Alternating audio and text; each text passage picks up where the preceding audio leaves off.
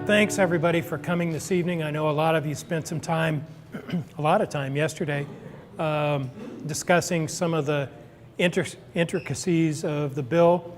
I'm really blessed that you'd ask me back. In some respects, it helps to connect the circle. 2/13, the second month and 13th day of February, I came to MRES and gave a presentation, and you can go online, and I've actually been watching that videotape a couple of times over the last couple of days in preparation for this presentation, because I wanted to see how far out on a limb, if you will, I had gone. There are a couple of stories, and I can't actually remember right now. Somebody out there may be able to help me with this, but it's baseball history, I'm going to refer to. So category, right, that you can kind of put your brain in that place at this point. It was either Stan Musial, Ted Williams, or maybe even the Babe in a World Series game.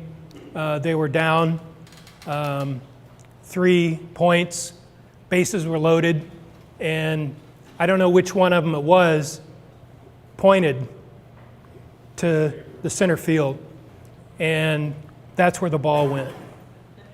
And afterwards, the press, somebody said, well, what did you think about that shot? And he said, well, I was a couple of feet off. I'm not going to claim that we did quite that grandiose a prediction, but I will go back and refresh people's memory about the presentation that I gave in February. I'm going to talk a lot more as we go forward, and this may surprise people because I think it's really important that we don't approach this as being some kind of mysterious, somebody like the Babe, points out to the bleachers and says this is where the ball is going to go, because it really didn't happen that way. What happened is that this was, how long have we been working at this, Gerardo? I remember back in 2008, but I'm old and I forget a lot of things. Well, that's, I think at least 2008, we began this slow journey that I think is culminated in something pretty spectacular. And I want people to take stock of that, because I think there's a temptation for us to just, do that kind of, that's what you do when you've got this kind of mysterious power. There's no mysterious power. There's no mystical event that occurred this session. It was the result of lots and lots of stakeholders, a lot of collaboration, a lot of partnership, and many years of work that got us to this point. But it's still really quite wonderful to go back to February 13th when I addressed MRES, and I said some things then, and I'll just refresh people's memory. I said then that we were going to get some things in this session. We were going to get a solar energy standard. We were going to get a value of solar. At that time, we called it tariff. It may be, more like a rate. Said we were going to get a long-term, predictable contract, 20 years.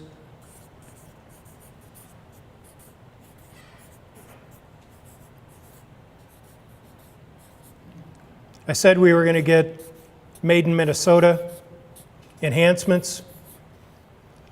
We talked about PACE enhancements, property assessed clean energy, and we talked about community solar gardens.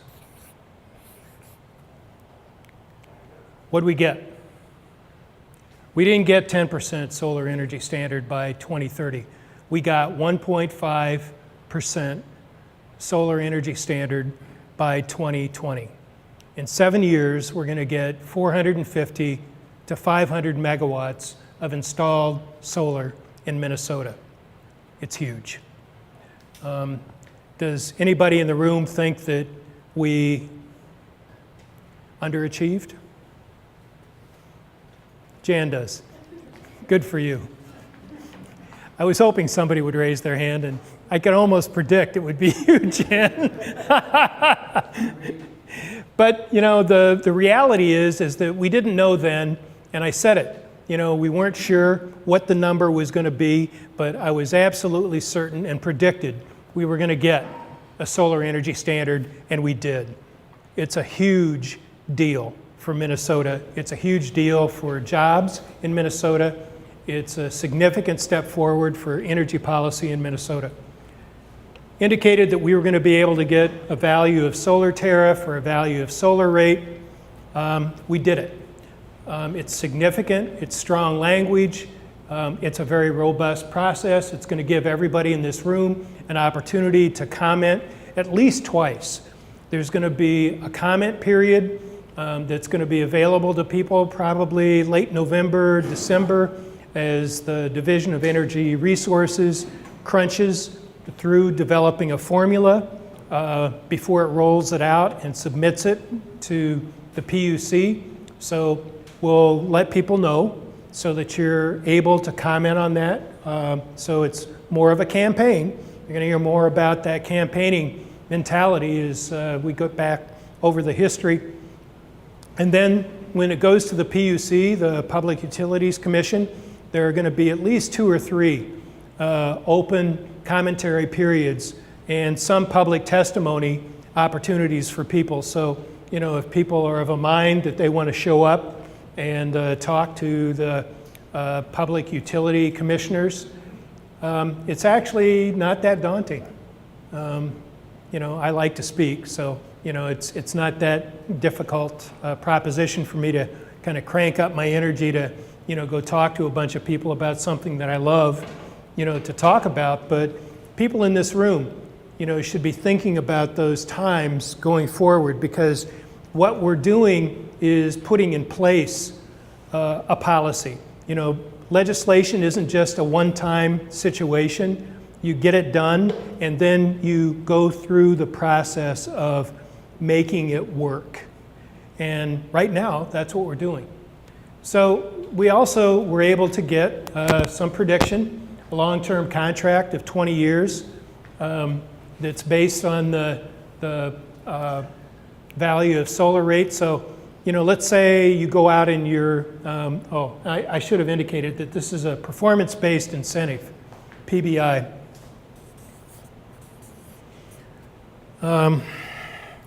Most of you are familiar with this. We've talked about it before, but just a quick refresher. Performance-based incentive is a big shift. We shifted away from a nameplate capacity rebate that's up front to something that's more market-driven and competitive, that says, okay, we're going to give you a kilowatt hour, if you want to call it incentive, based on the performance of your system. And that's what this value of solar rate is a per kilowatt hour amount that is quantifiable for the utilities in terms of the benefit to their ratepayers. And that's what you're going to get paid. And that's what's going to be the incentive rather than an upfront rebate. So, you know, it's based on how well the systems actually perform, not some anticipated value based on nameplate capacity. Made in Minnesota, an extremely important part of our legislation. You know, we've had some good, healthy disagreement, some questions about whether this is good policy or not. I'm just going to tell people, folks heard this yesterday, we've already got 3 manufacturers that, as a result of the legislation in our state, that are, and one of them was sitting in the audience yesterday. I didn't point them out. I didn't want to, you know, bust or, you know, out them, you know, right there. But one of them was sitting on the front row, you know, watching and taking notes on everything that we were saying and considering moving a production facility to Minnesota. There are 2 others. One, John Kramer talked about, that is considering opening up a facility outside of Duluth, and we have an East Indian company that already has 3 days confirmed with the Department of Employment and Economic Development, and a tour of 5 facilities, 5 properties in St. Paul and Minneapolis that they're interested in exploring, with the possibility of setting up a solar PV module manufacturing facility. That's the result of this legislation. That's the result of our commitment to Made in Minnesota. And that's the result of our commitment to connecting installation capacity to manufacturing. If we're going to install it in our state, we ought to make it here. If we're going to build it, you know, we're going to put up solar arrays, let's make sure that we're getting that solar capacity from manufacturers and suppliers here in Minnesota, so that that multiplier effect really works for the Minnesota economy. We got some enhancements to PACE. That's going to really generate a lot of private capital coming into this discussion. We need that because a lot of this discussion, I would say, unfortunately, centers on what's the impact that we're going to have on ratepayers. That was a big part of the discussion this session. And what we've done is to talk about how do you mobilize private capital, and that's what PACE does. Community solar gardens, that's going to be a huge process.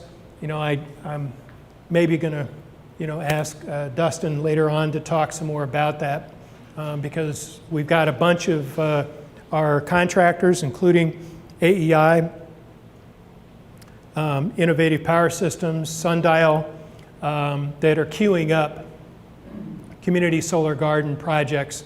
I think it could be, we'll see, it could be the biggest part of what generates the supply of solar arrays that we need to meet the solar energy standard 1.5% by 2020.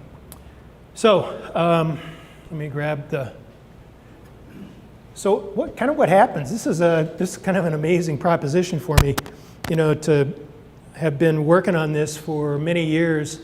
And, you know, you might not believe it unless you saw something like this. 2 days ago, Samantha Chadwick and myself did a webinar for the coalition in Oregon. And what did they want to know? They wanted to know what were the lessons from Minnesota, a solar success. Uh-oh, I may have. Yeah.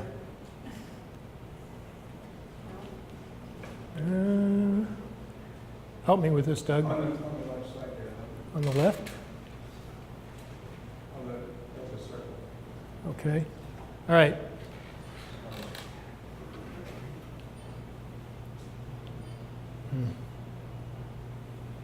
Technology. Why are we not moving this?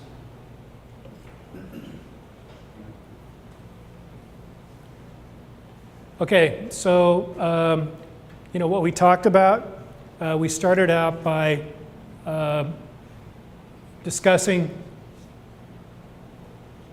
what we accomplished in May of 2013, just a few short months ago. I mean, do you all believe this? I mean, I did this presentation 6 months ago. I mean, and in that length of time, we've been able to put together a really significant piece of energy and economic development policies. Sometimes it's kind of remarkable, and I just have to.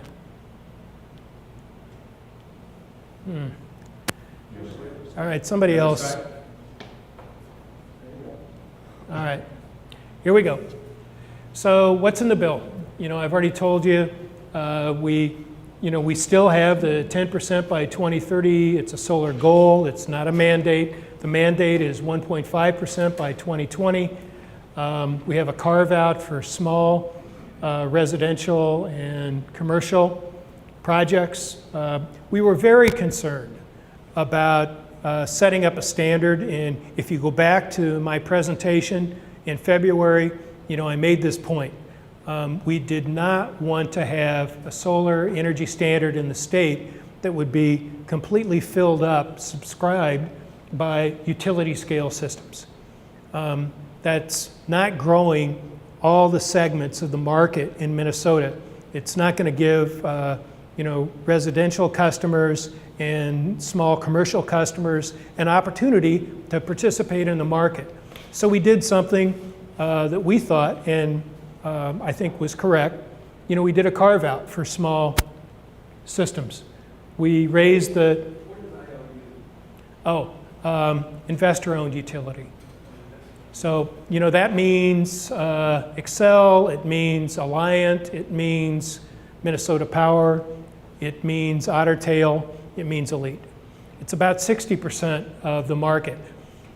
This is a good time, Don, for me to take a little bit of a break away from what we got and explain to people what we didn't get. Okay, so we raised the net metering cap for investor-owned utilities to 1 megawatt. I'm not real happy with the language, but we were able to at least open that door.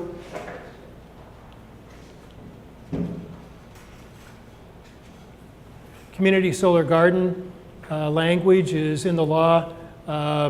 Actually, I'm pretty happy about what we were able to work through with this. It's got enough structure that we're not going to allow Xcel, which is the IOU that is mandated to develop a program as early as September 30th. That's really fast, and pretty much everybody, when you look through the actual timelines in the law, it's pretty aggressive.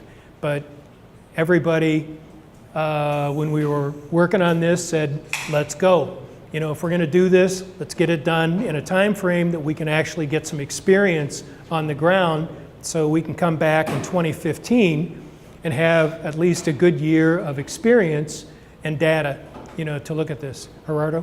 Quick, carve out for small solar is what? 10%. 10% of the 1.5. Yep.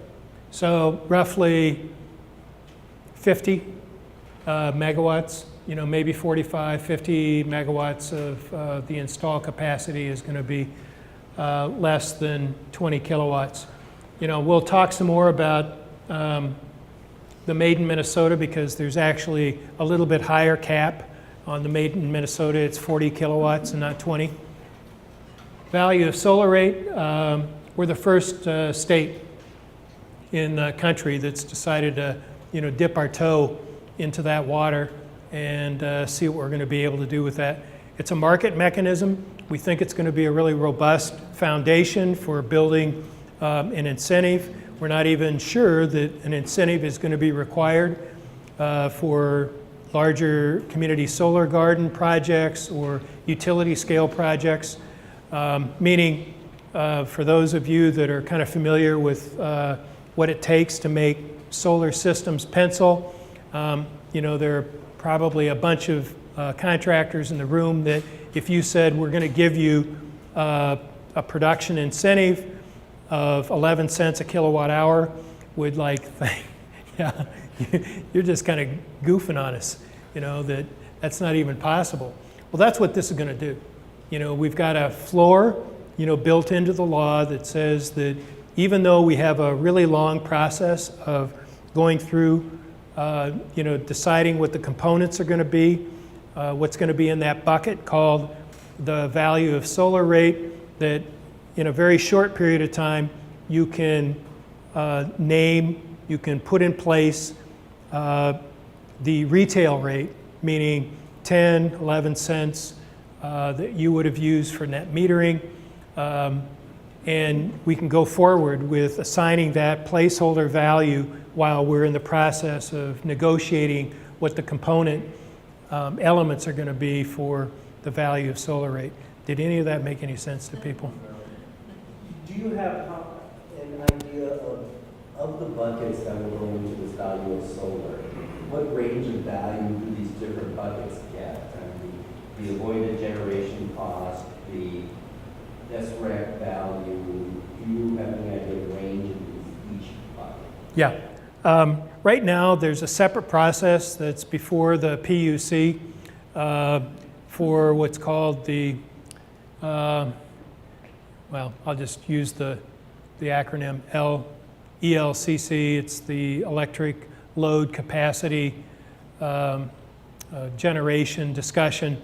It's a process to determine what is the value of solar as a peak energy source. And right now, what the PUC is saying is that in their view, that peak energy source, and that's just one component, is worth 5 cents. So, you know, we have about 6 different components. That's one of them. I'm not going to say that they're all going to come in at 5 cents. That's not including generation. No, no. I mean, it doesn't include line loss, you know, the gains that you get by having, you know, the transmission distribution, avoided cost, the environmental avoided cost, the other components that we're going to discuss, just like you're pointing out. So we've got, right now, the DER, the Division of Energy Resources, has already contracted with the preeminent provider of that information in the country. And we think, you know, when the discussion begins, pardon me? Who's that? It's Clean Power Research. It's a group out of California that's been doing this for about the last 20 years. They're the ones that provided the research for Austin. They're the ones that provided the formulas for the Mid-Atlantic SIA. And they've got a really robust set of formulas. I'd be happy to actually give people the links, you know, coming out of this meeting. I mean, you know, I know a lot of people don't want to go look at algorithms, but it's encouraging, you know, because there's actually some really robust work that's gone into determining what the value of solar represents for these utilities. And that's one of the discussions that we're going to begin on September 17th when that CPR shows up to give their initial presentation. I don't know if I answered your question or not, but To clarify, value of solar, is it insured? How much it costs me as a ratepayer? no, it's how much well, I mean, you could maybe view it that way, but it is what the utility values to them and to the ratepayers to produce solar. So this is what Excel expects to gain. This is what Excel or any of the other IOUs expect to gain from putting solar into their grid. So it's their cost savings, the anticipated benefit that's quantifiable to them, and that's what they're going to pay you because it benefits them. This is not an incentive. This is not, you know, something where, you know, we're giving you a gift. This is part of their business model. You know, this is a whole shift away from cost to value, you know, for the solar industry for utilities. And, you know, we've seen some examples of it. I think it's going to work. Is Excel Energy the only one working on that right now? Yeah, the other utilities, Donna, they've indicated an interest, but they haven't been as willing to, you know, step up and say, you know, we want to participate. You know, we've heard them verbally say in the stakeholder meetings that they wanted to participate, but nobody has been, you know, as clear as Excel about, you know, really getting involved with it. Jan? Yeah, well, you know, what we're going to do is we're going to develop a uniform common methodology, and then that uniform common methodology is going to be rolled out to each of the utilities, and they're going to take their unique data and they're going to use that formula to get a unique output. So, you know, and I said this too, you know, back in February, I indicated that, you know, we were going to have a different value of solar rate for every utility, you know, so, and I projected that, you know, the co-ops might be at 9 something, turns out they're exempted. But, you know, in that presentation, I speculated that, The co-ops would come in at 9 cents a kilowatt hour. Excel might be 10, 11 cents. So it's going to be different. And that makes it a little more complex, but that's also the way the market is set up. You know, we're not going to try to, conflate and, pull everybody into the same ship. So once a value of solar is established, so it's sort of saying this is what solar is with all of its benefits, what effect does that have on the utility? Are they mandated to have that as sort of a floor price Yep. that they must pay? So if there's lots of competition, you can actually That's the floor. higher value? It could be. Now, what we have in the law is what we call a retail rate floor for 3 years. So, that's going to come in somewhere around, we're speculating at least with Excel, at 10 or 11 cents. So that's going to be your foundation. And that's where, all right, I guess, there it is. Improves pace, adds new made in Minnesota incentives. That's where the next piece of what I call the stack comes in. Let's say it costs 21 cents to make small residential systems pencil, 21 cents a kilowatt hour. Maybe more, maybe it's less, probably it will be a little bit more, but let's just use that number. And we say that the value of solar rate is 11 cents. Do the math. That means you need 10 cents in incentive on top of that. Well, what we had in the past was the incentive program had to do the whole lift. You know what I'm saying? The incentive program had to come in and provide the entire 21 cents. Now, the utilities are bringing in 10 or 11 cents to start that process off, and you stack, 10 cents on top of that. That means a couple of things. Most notably, we're going to be able to hopefully extend and make more sustainable the amount of incentive that we have in the pool. And you should also recognize that we tripled the amount of incentive in the pool. So not only did we extend the Made in Minnesota to 15 million for each year, for 10 years, we put a foundation of the retail rate in place so that every dime, maybe literally, that gets spent gets extended out over a much longer period of time. So, part of what we're trying to do with MNCEA, and maybe this is getting way too far into the weeds, but is to make sure that we get off the solar coaster. We're sick to death of, having essentially a really short season because our installers, our contractors, the industry in this state deserves to be a year-round proposition. Is there a backstop to when that value of solar rate is supposed to be up? There's 3 years that are built in for that floor, that retail rate floor. After that, each year it gets reassessed. So there is depending on the different, the changes for the utilities and solar cost, that would be adjusted, but so are the incentives.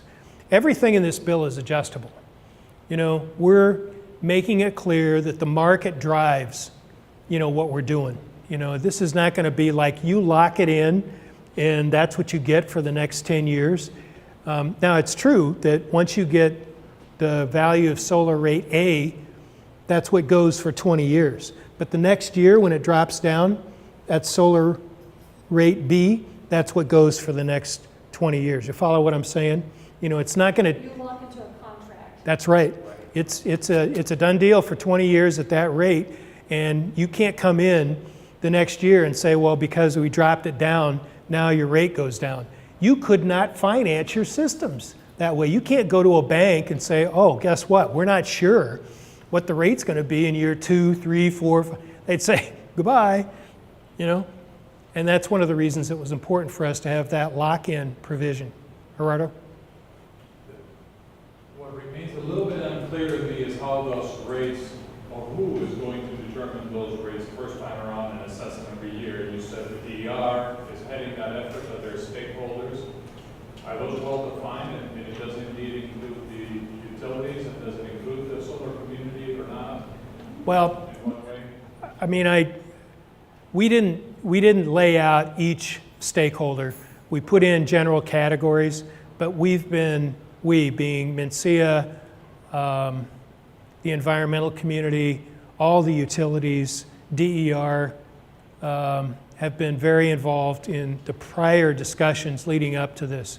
But DER owns it. Yep. From a legislative standpoint, they are the ones that. They're the ones that are going to do the initial formula, and then there's also the oversight that comes in with PUC.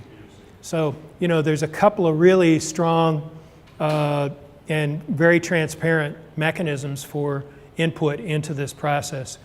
Are you starting to see external, outside of Minnesota, large solar vendors come in and exert their power? Yeah, I mean, and then good news for us. The light went on in Minnesota. There's a blinking light, for solar in Minnesota right now, and we have a number of national manufacturers, developers who are very interested in being part of the market. They see what's going on. It's like the things that we said we needed to have in place to make a viable solar industry in this state are in place. Are you seeing them become active with the DER, literally, at that Yeah. this stage? I mean, I don't know how active, Gerardo, but we'll see. I mean, you've got a number of, well, we can talk afterwards, about who some of those players are. Well, we need to be really careful. I mean, we want to have the capacity to grow as much as we need to grow, but we don't want to swamp the domestic industry.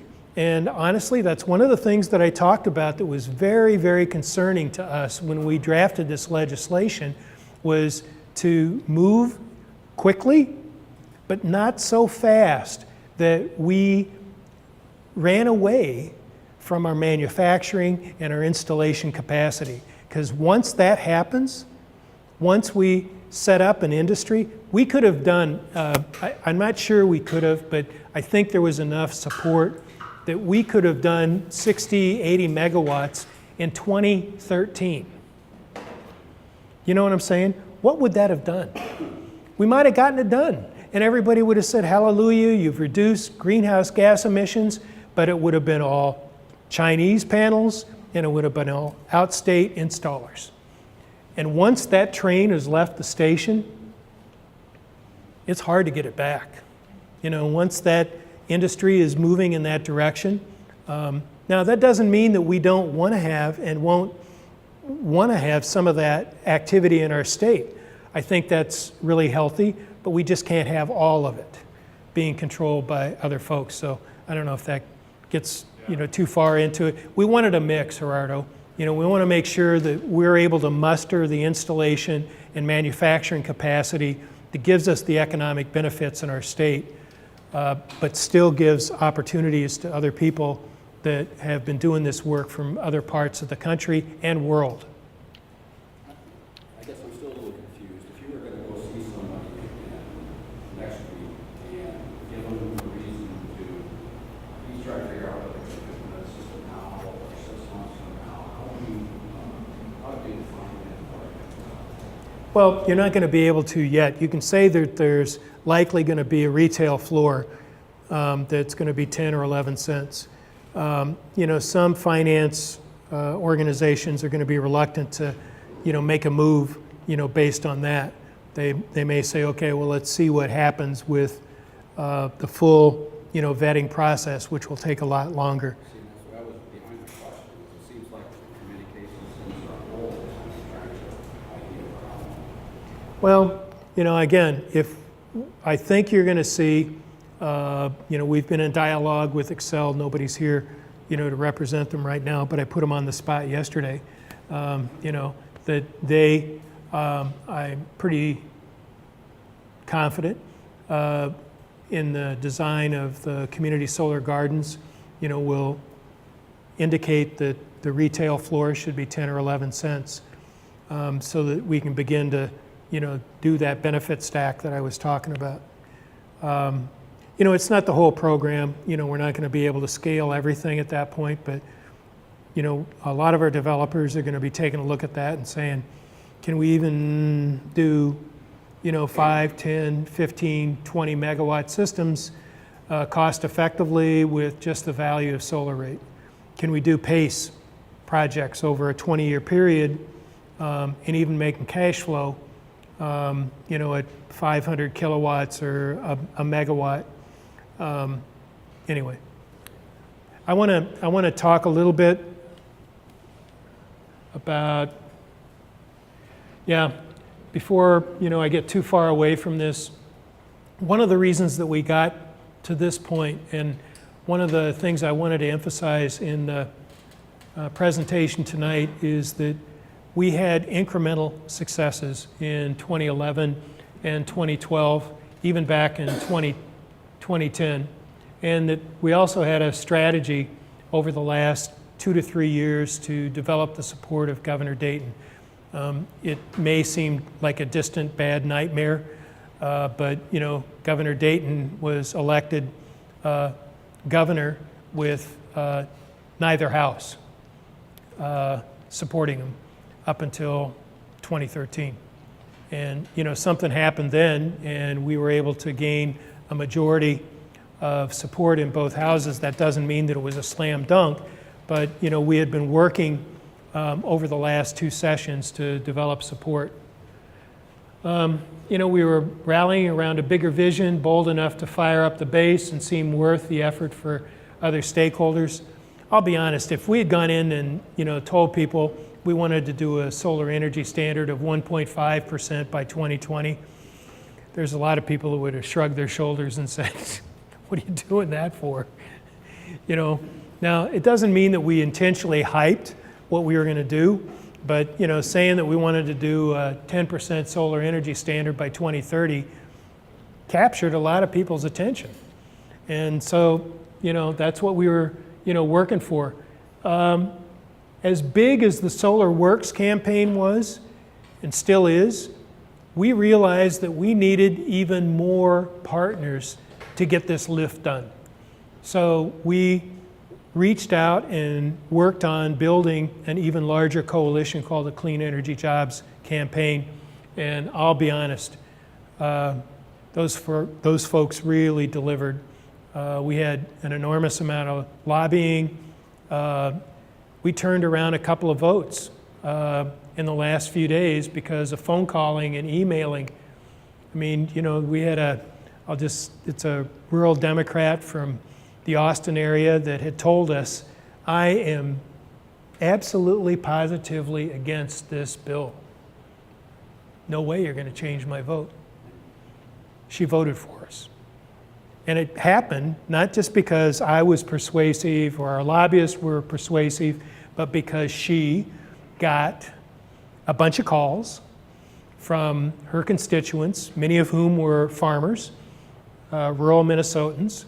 She got a lot of emails, and she got some business, from her district that called in. That's really persuasive.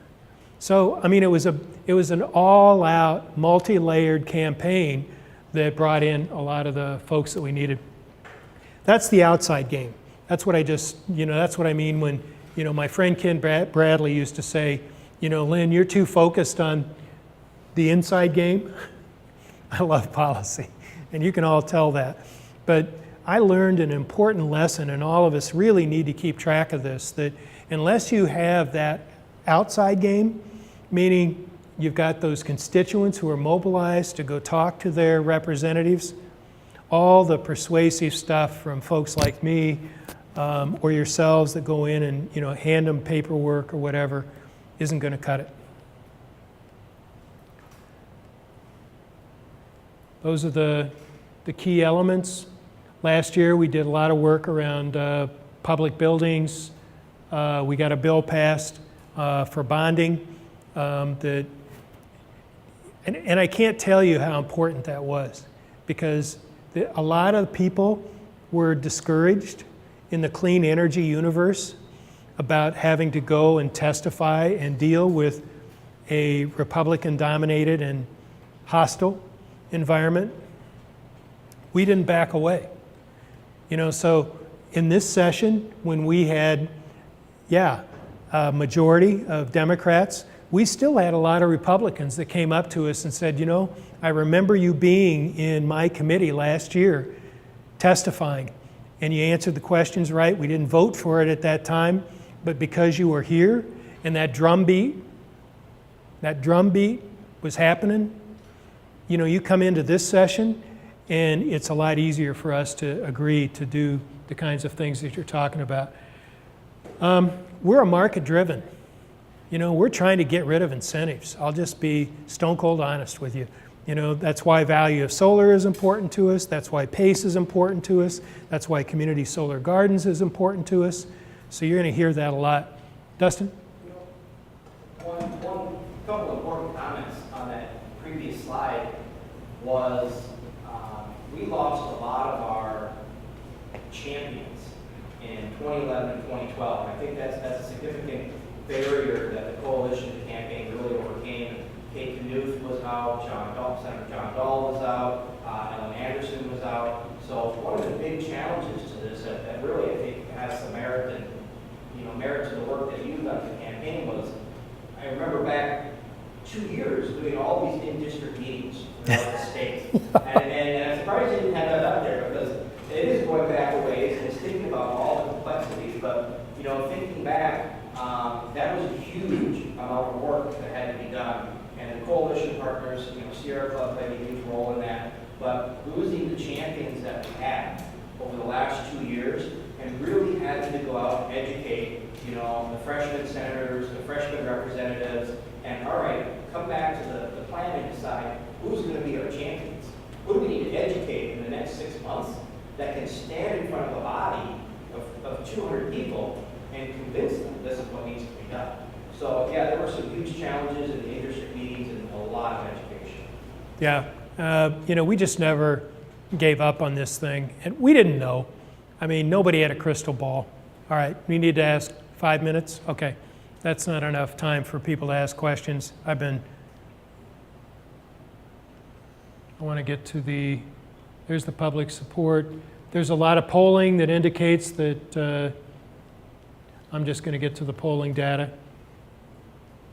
Lynn? Yep. I don't know if others agree, but I think just learning a little bit more about what this is going to mean and how you see unfolding it is maybe a good way to spend the rest of the time. Sure.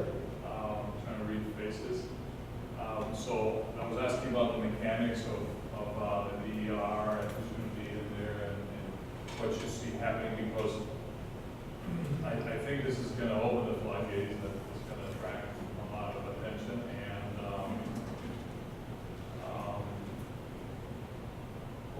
how can we navigate through that? What do you see happening? Well, the first, we're going to let people know in this room, and through a whole network of contacts, how to show up. And when I say how to show up, I mean there'll be talking points, there'll be links for analysis, there'll be information that people can use to help them participate and have a positive impact on the key elements that we're trying to fold into the value of solar rate. And there'll be other points for people to participate in as well. We built that into the law. So, I think there'll be, I don't know if that answers your question. We don't have them right now. I don't have, those things to, hand to people tonight. They're being developed, but, within the next month, people are going to be able to get some of that information so that when you show up at these hearings, you'll be able to participate as an informed and perhaps aggressive advocate, for particular positions. The public comment period last year that Excel had for solar rewards, there was over 40 responses in the first round, and they were DER Excel people that I spoke to were both amazed at so many, usually they just get a couple.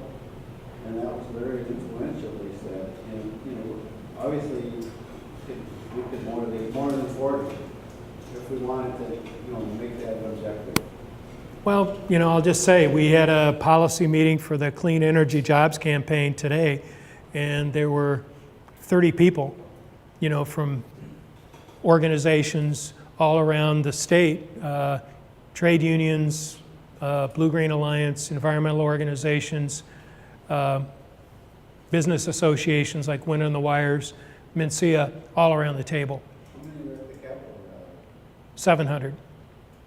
Yeah, on a really crappy day. Yeah. On your comment and question about what's going to happen, yesterday's meeting provided it oversees my expectations of what we know now, current information. And there are so many questions that were answered that we don't know yet.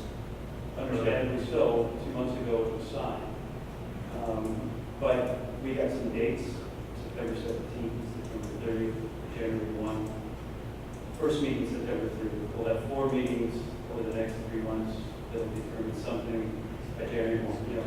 And so where the unanswered questions got responses with some sort of timeline, a little more.